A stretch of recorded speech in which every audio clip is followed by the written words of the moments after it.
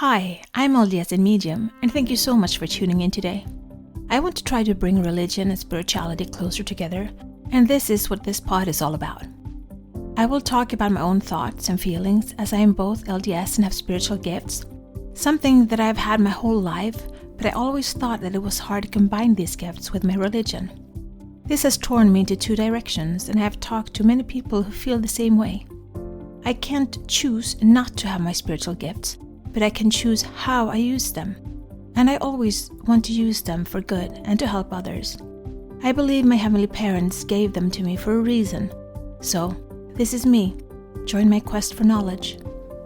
So, I have to tell you, I have the best bishop in the world.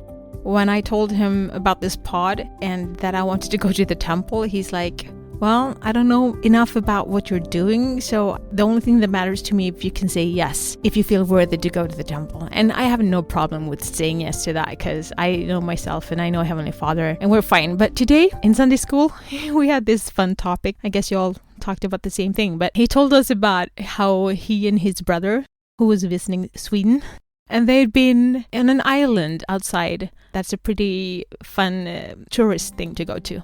And they'd been into this store that sold, I think, like a lot of crystals and tarot cards and dream catchers and stuff like that. And he was so stunned by how many people actually believed in that, because we were talking about believing. It was based on the prophet's speech about how we can grow a stronger testimony. And so he was like, they just talked about all these people believing in drawing cards, tarot cards, and treating that like it's the absolute truth. And I was sitting in the back and I was like, yeah, I've got crystals and yeah, I've got tarot cards. I felt really, it hit me to the core. And I was sitting there like, yes, I can still believe in God and I can still believe that tarot cards can enhance my ability to read the energies. So the tarot cards, I've said it before, it's just the tool to connect me to the energy field. It's not the cards in itself. They're just a connection. They're like my wire up there. I can use hand mudras, I can use a line of thread, I can use a picture, I can use whatever. It's just something that I can focus on to connect. And I have stones, crystals, I have them everywhere, in my windows, in my hand right now, by my bedside table. They're everywhere. And the fun part was that my sister spent a couple of days here with me and I spent a couple of days with her. And while we were with her, we went to this mall on her side of the town, and there they have this big, huge crystal store where you can go in and buy stones. And I went in there and I just saw this little rock of a stone lying there and just screamed my name. And when I took it up, it just started vibrating in my hand. I was like, this is it. This is the one I came here to find. You're mine. And so I have it in my hand right now. So the energy is like I'm almost high of it. It makes me giddy and happy and just feeling vibrant with it. And so I believe that stones hold energy. And I think they're sent here. I know this sounds really weird, but I think they can help us heal our body's frequencies if we use them right. What do you think about stones? I know I've always collected them. Ever since I was small, I felt drawn to them.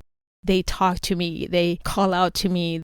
I can walk on a beach and all I do, I don't even see the ocean. I just see the sand and I just collect the stones. I have them everywhere in my home. There's something about them that just draws me in and just calls to my heart. So you can call that whatever you want, my lovely bishop. But for me, it's who I am. It's part of the vibration I'm on.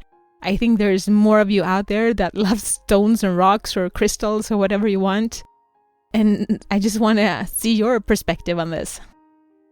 Well, I really love the stones, and and what you love, you want to share. So I want to give stones to everybody, but most of all, I give them to my loving husband. And the cool thing is that I can go in, I can look around, and I mean, it's a shop full of stones. There are stones everywhere, but I can feel intuitively which stone I'm gonna get. And so one time was really funny. I was taking my daughter, I think, to the hospital, and we were a little bit early. And to go into the city, you have to pay the toll. And there's a store very close by where you go in. So you have to pay to get there. And I don't go there a lot. But since I had the time, I was like, okay, I need to go down there this road to turn around to come back to make the turn to the hospital. as I was doing that, I said, well, if there's a parking spot right outside, then I'm going to go there. And way behold, yeah, there was a parking spot right outside there. So I parked there, went in, and as I came in, it was so funny because I felt something was calling me. So I start to look around, and it's a store and it's just filled to the brim. There's so much stuff there. So I started looking at the stones, and I immediately found the one that I wanted. And I usually choose the stones that have a little bit of malformity. They're not perfect. And those are usually the stones that I love the most. But anyways, so I looked at the thing and I picked it up. I didn't have much time. And then I just bought it and I left. And I took a photo of the name of it. And then after, when I came to the car, I had some time. So I just sat down and I checked it out and saw what it was. And the stone wasn't for me. Actually, I was traveling away, and it was to give patience and courage, because I was traveling, but my husband was going to be at home alone with our 2 children. And it's not an easy task since our youngest has autism. And so I was like, okay, that's why the stone wasn't for me. It was for him when I was traveling, to give him help and support. And another time when I went into the same store that you went to and found that stone, I found so many stones there, but I found a little yellow stone called the Golden Healer. And that was also for my husband, to help him heal things from the past and the things that he's gone through in his life that has affected him. I love my crystals, I love my stones, and I usually carry a few around with me. And so just remember to take them out before you do the laundry. Love my crystals. Thanks for that, sis. Delad glädje är dubbel glädje. Shared joy is double the joy. I don't know. It's a Swedish saying that we have. And I love my crystals. I have my kids attracted to crystals. They like watching them, holding them. When my youngest son had nightmares, I made a little packet of crystals that he could keep by his bed. And he's like, I can't sleep. Where are my crystals?